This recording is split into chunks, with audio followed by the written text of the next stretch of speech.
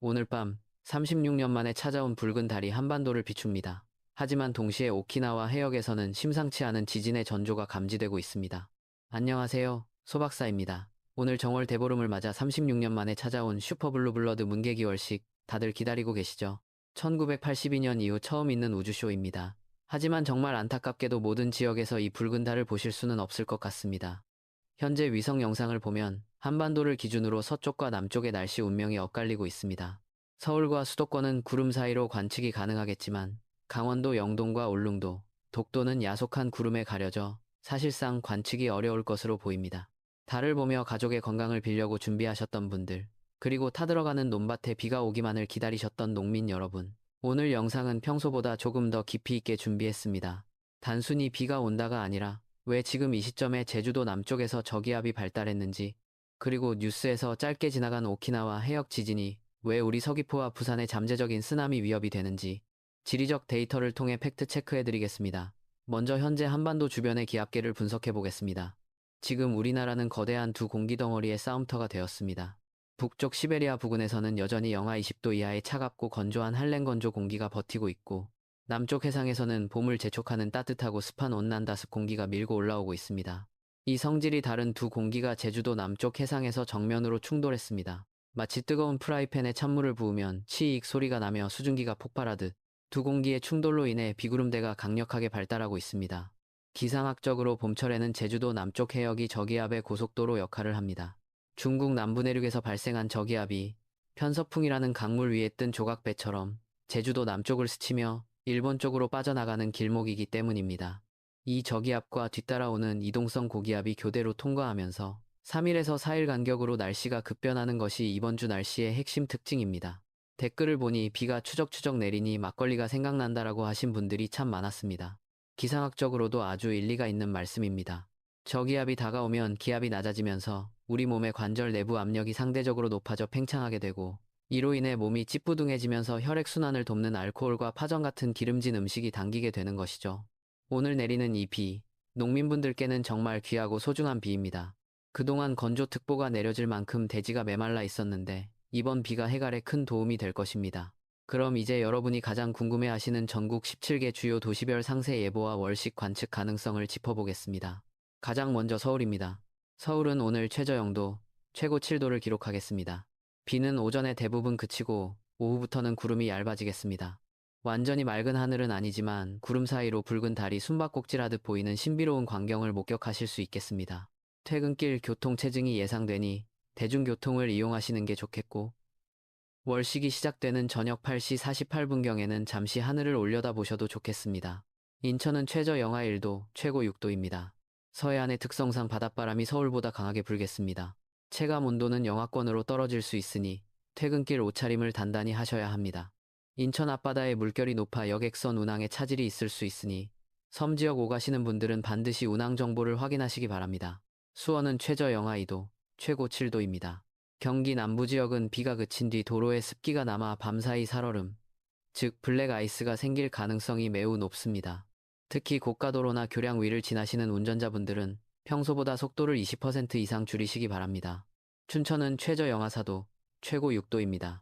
강원 영서 지역은 지형적인 영향으로 안개가 짙게 낄 수 있습니다. 월식 관측은 구름의 두께에 따라 달라지겠지만 산간 지역보다는 도심지에서 관측 확률이 조금 더 높습니다. 오늘의 집중 분석 지역, 강릉입니다. 강릉은 최저 영도, 최고 5도에 머물며 쌀쌀하겠습니다. 동풍이 태백산맥에 부딪히면서 만들어진 낮은 구름대가 하늘을 꽉 채우고 있습니다. 정말 아쉽게도 강릉, 속초, 양양 등 동해안 라인은 이번 슈퍼블루 블러드 문을 육안으로 보기 힘들 것 같습니다. 댓글에 강릉은 제발 비 좀 와라라고 하셨던 분들, 월식은 못 보지만 대지를 적시는 비는 충분히 내릴 것으로 보입니다. 산불 걱정을 던 것으로 위안을 삼으셔야겠습니다. 대전은 최저 영하 1도, 최고 8도입니다. 충청 내륙은 늦은 오후까지 빗방울이 오락가락하겠습니다. 우산을 챙기시되 저녁에는 구름이 걷히면서 달맞이가 가능할 것으로 보입니다. 보문산이나 식장산 전망대에 오르실 분들은 바닥이 미끄러우니 등산화 착용을 권장합니다. 세종은 최저 영하 2도, 최고 8도입니다. 도시 특성상 아파트 단지 사이로 골바람이 강하게 불 수 있습니다. 시설물 관리, 특히 입간판이나 현수막이 날리지 않도록 점검해 주시기 바랍니다. 청주는 최저 영하 1도, 최고 8도입니다.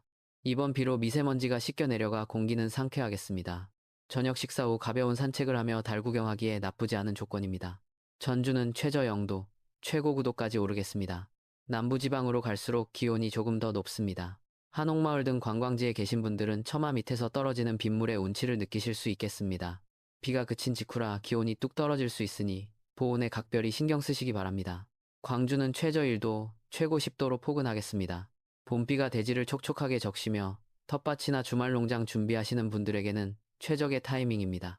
다만 일교차가 10도 가까이 벌어지니 감기 걸리지 않도록 얇은 옷을 여러 겹 겹쳐 입으시는 게 좋습니다. 댓글에 박사님도 감기 조심하세요 라고 걱정해 주신 분들 정말 감사합니다. 여러분, 건강이 최우선입니다. 여기서 잠깐 흥미로운 기상상식 하나 알려드리겠습니다. 많은 분들이 3월이 되면 이제 눈은 끝났다라고 생각하시죠?